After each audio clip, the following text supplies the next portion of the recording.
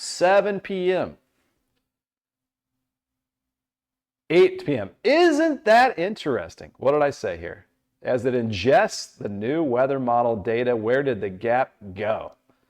That is so interesting. So a half hour ago, we had 1 hour older weather model data. Now we have 1 hour fresher weather model data, and the gap has closed in. There's still a gap here.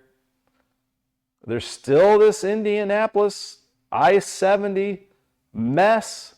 There's still the central southern Kentucky mess, but that gap is now closing in. So that's what I'm saying. We're not letting our guard down whatsoever if you see these spaces between, because they can be pretty random.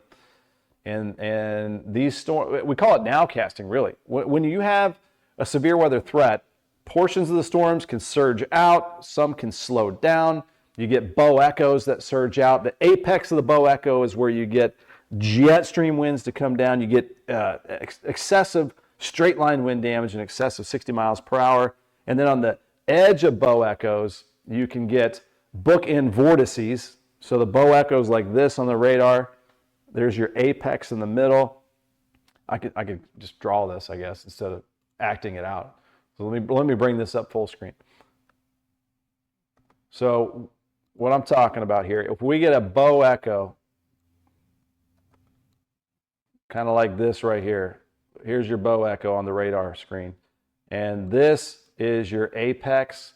That is where the jet is pushing out the rain.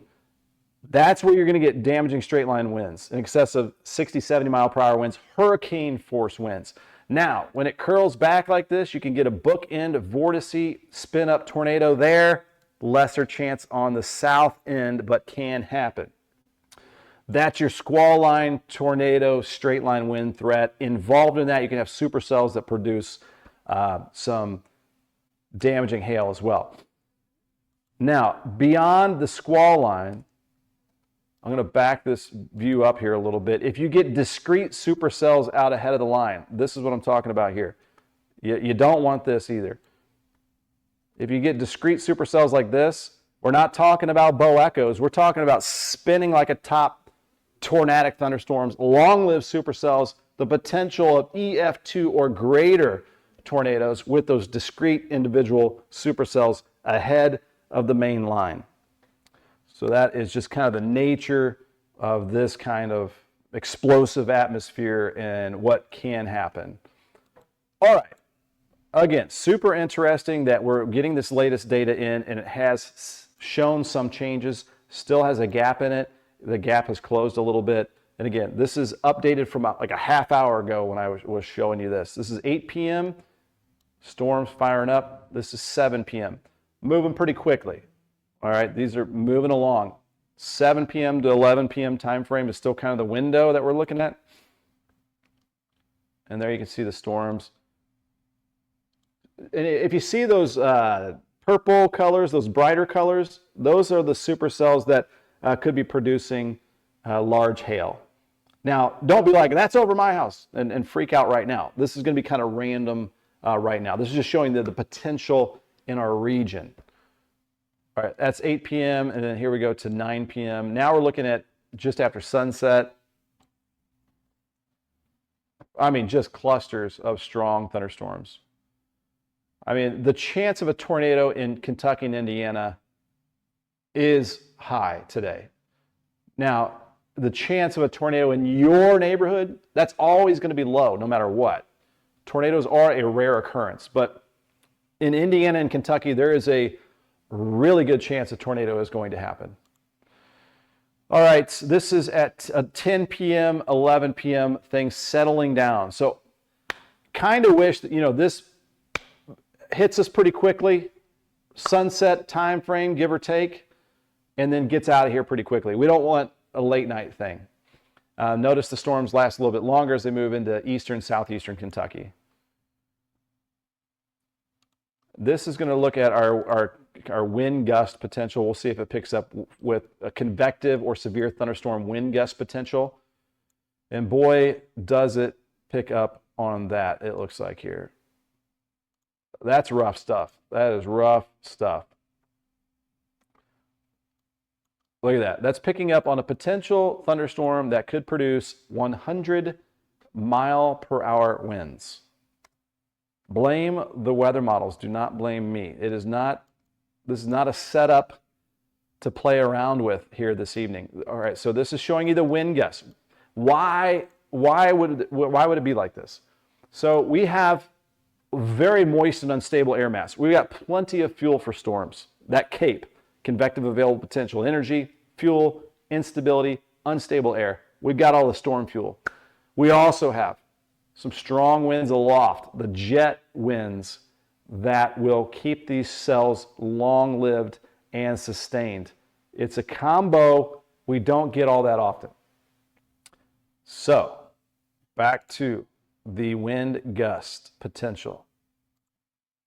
This is showing that we could have some bow echoes and some serious wind damage potential. Nothing to play around with here this evening. That's showing 70, 80 mile per hour winds.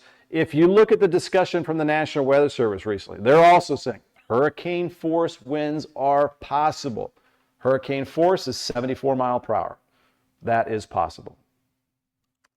All right, we'll back out of here. And then we'll look real quick at just to show you an ingredient is the CAPE. So this is the available potential energy before the storms hit. This is what they would use. It's just off the charts. 4,000 joules per kilogram. Just supercharged atmosphere from the sun that we get later today. All right, so that is the CAPE. What about some of the winds? Let's go aloft. Let me see if we can bring up. I want to bring up I'm not even going to go that high off the ground. We'll go like 5,000 feet above the ground. That is 850 millibar level. This is at 7 p.m. Do we have a low-level jet that would possibly translate to the ground under a severe thunderstorm, especially with a bow echo? And boom, there you go. That is strong winds, not far above the treetops. So you got the knobs that go up to 1,000 feet. This is 5,000 feet. A lot of the incoming UPS jets that are coming into Stanford Field, they're like 3,000 feet. And then you're just a couple thousand feet above that, and you're looking at sustained winds, 60, 80 mile per hour. Not only that, they sustain the storms. So instead of acting it out, I'm just going to draw it out. All right. So we talked about this yesterday. If you can have a ton of storm fuel, and the storms will go straight up and then kind of collapse as they rain themselves out. These big cumulus clouds in the summertime, they're usually garden variety thunderstorms. They shoot straight up. That is with a lack of wind. We have strong winds aloft, and what that does, it tilts these storms so that you have a sustained updraft, possibly over 100 miles per hour, holding those big, huge hailstones up aloft. These storm tops could be up around 60,000 feet later today, supercells.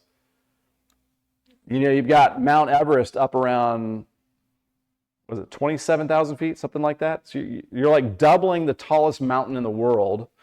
And then on the front edge, you've got possibility of damaging straight line winds, a downdraft that can be as strong as the updraft, or nearly, and then you're getting the rain coming out. So you have a system. You've got inflow and outflow coming in thanks to the tilt of the storm, and we call that a storm system. It's a system, just like an engine. You need exhaust and you need inflow, and we've got that situation for today. We've got the ingredients, is what we're saying. So we will likely have a tornado watch later today. Let me go ahead and back out. So that was a look at the strong winds. We've looked at all the ingredients. We've timed it out. I think we've covered it all. If you missed anything, we'll have the replay. We are live on YouTube, Extol Media. I hope this information has been very helpful to you today.